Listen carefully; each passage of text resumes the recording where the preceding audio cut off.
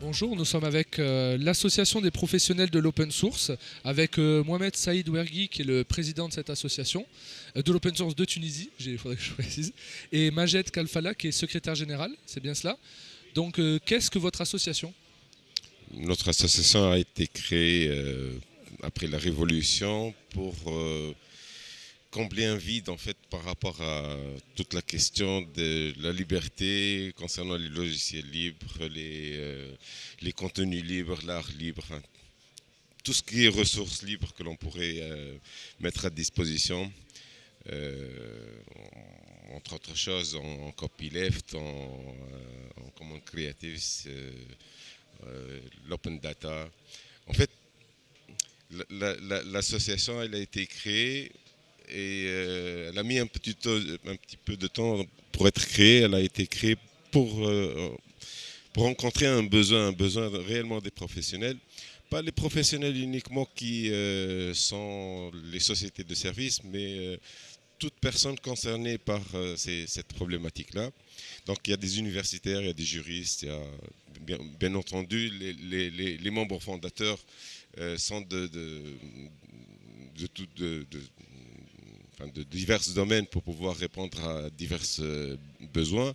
Et le but, c'est d'arriver à mettre en place déjà un contre-courant par rapport à des situations bien connues en Tunisie.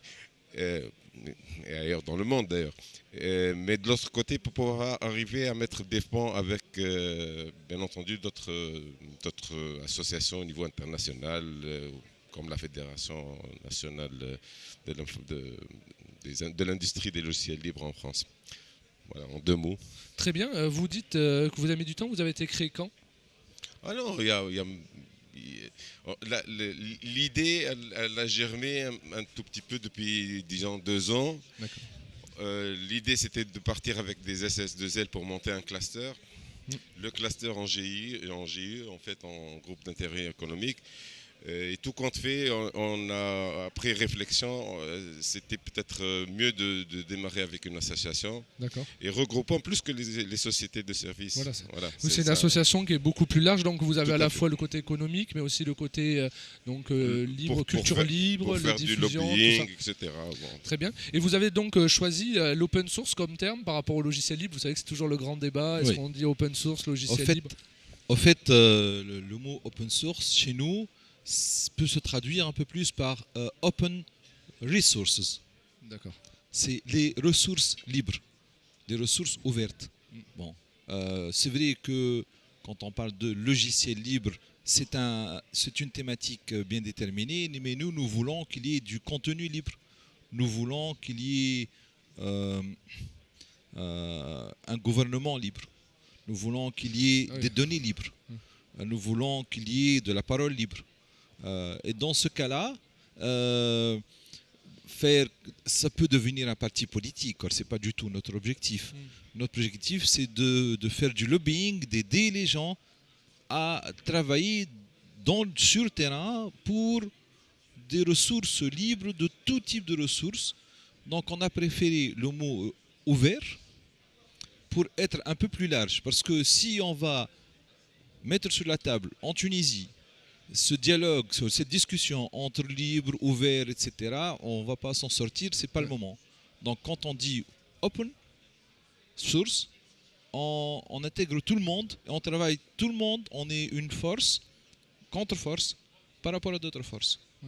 Oui, on sent que tout de suite on est dans une autre dimension que par rapport à nos associations chez nous. Il y a quand même, c'est la liberté avec un grand L d'une façon générale, quoi. J'allais dire, parce que nous, c'est vrai que les associations françaises sont plutôt orientées sur la défense de consommateurs entre guillemets, quoi. C'est-à-dire sur le militantisme. Vous avez quand même une mission ou une mission plus globale quand même par rapport à la société même en termes d'influence. Au-delà de la promotion, de la philosophie, des libertés fondamentales issues en fait du logiciel libre initialement. Mais quand même, on voulait aller plus loin. D'accord. Parce que le fait de sensibiliser, de promouvoir, etc., uniquement sur les logiciels libres, c'était assez fermé. Bien qu'on le faisait. Avant, le 14 janvier, d'accord. Nos convictions étaient open source, open content, etc.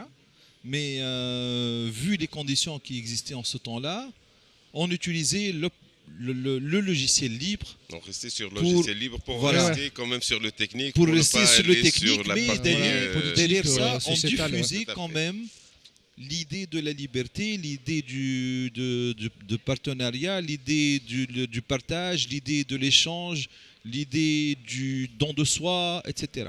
D'accord. Voilà. Maintenant, on peut le faire. C'est pour cela que vous a dit que l'association, bien que ça fait 2 ans qu'elle existe sur terrain réellement, ça fait quelques mois qu'elle existe réellement juridiquement et on peut parler au nom d'association parce qu'on faisait beaucoup de travail et l'association s'est imposée d'elle-même du moment que au niveau du gouvernement on nous a dit voilà maintenant le gouvernement veut travailler avec la société civile, venez participer avec nous, donnez-nous vos idées, on va vous aider à concrétiser vos idées. On a dit bon d'accord, maintenant il faut vraiment que ce soit juridiquement une structure, c'est tout. D'accord, donc aujourd'hui vous avez quand même une écoute de la part de votre gouvernement sur ces sujets-là. Vous sentez qu'il y a vraiment, ou alors on est encore dans l'expectative, on se pose des questions et vous faites partie des gens qui contribuent à éclaircir. Déjà je parle au niveau de l'informatique, déjà sans parler au niveau de la côté sociétal. Vous sentez une vraie écoute ou vous pensez qu'il y a encore beaucoup de choses à faire? Il y a vraiment une écoute parce que avec...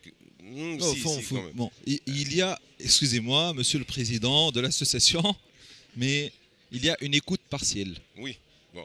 Non, mais elle est mieux que ce qui est... Oh non, beaucoup mieux. Beaucoup mieux, mais il y a du positif. Il y a du positif de loin, mais il y a beaucoup de mentalité à changer, surtout au niveau de l'administration. Mais au niveau, on a au moins 2 secrétaires d'État qui sont très proches de nous, qui partagent parfaitement nos idées. Mais de temps en temps. mais bon, il y a d'autres ministres qui nécessitent au moins un genre de sensibilisation à ce problème. Mais je ne parle pas de l'administration. Au niveau de l'administration, c'est encore loin. D'accord. Parce que les gens d'administration sont toujours les mêmes.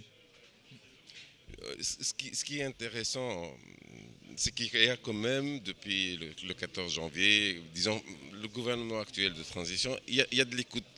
Ils écoutent les citoyens, même s'ils n'ont pas toutes les solutions miracles, parce que c'est vraiment...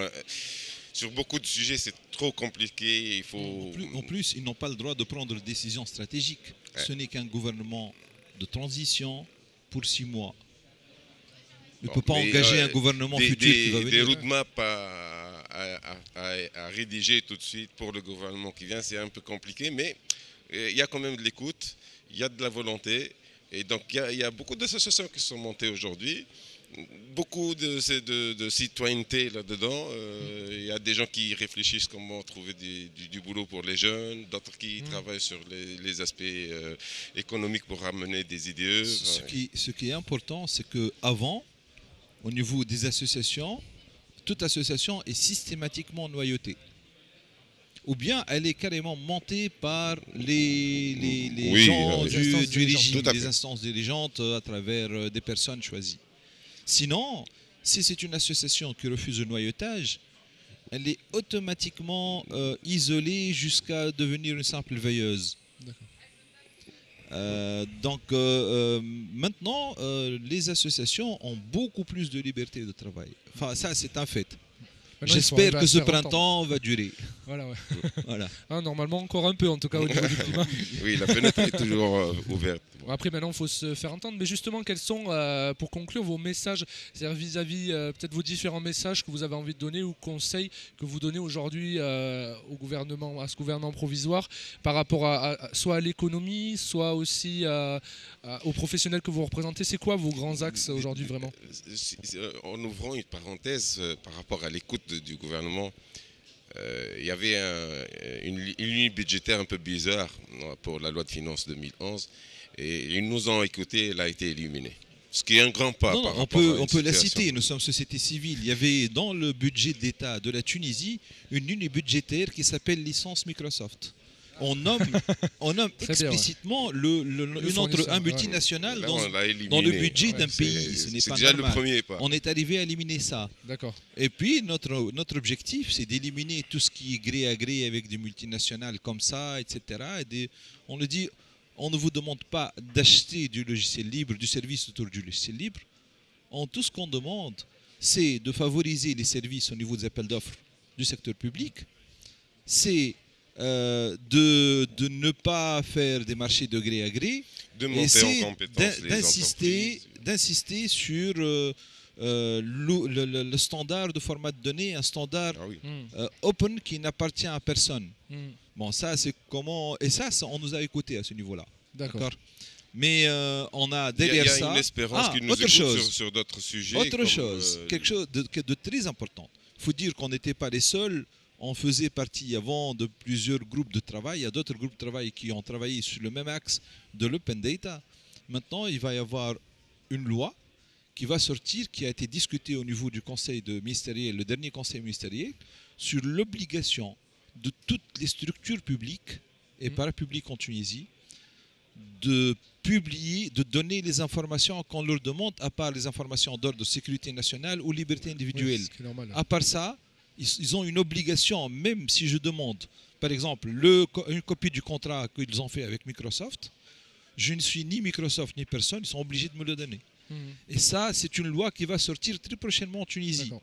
C'est un premier pas géant vers l'open data. Et ça fait partie des résultats de l'activité de toute la communauté, en fin de compte. Mais très bien, c'est vrai que pour nous c'est toujours parce qu'on suit hein, bien entendu, mais on voit pas obligatoirement ce que ça représente pour vous, même si on le sent bien dans votre discours. Où peut-on avoir des informations sur votre association? Où peut-on participer justement à votre collectif si aujourd'hui des personnes de Tunisie ont envie ou d'associations françaises ont envie de vous contacter? Vous avez un site, vous avez un endroit... Le site, parce qu'on n'a pas le droit d'avoir des activités en Tunisie tant que on n'a pas reçu le visa, disons, officiel d'activité. On a reçu, enfin maintenant on peut commencer l'activité, mais ce qui est sûr, c'est que nous avons une association partenaire qui est la FNIL. D'accord. En France. Ok. Donc il n'y a pas de problème. Donc il faut voir pour les Français, vous voyez contactez avec la la FNIL FNIL. et vous aurez derrière des associations des professionnels en Tunisie. D'accord, très bien. Mais en tout cas, n'hésitez pas, dès que vous avez des informations et un site internet, à nous l'envoyer pour qu'on communique dessus.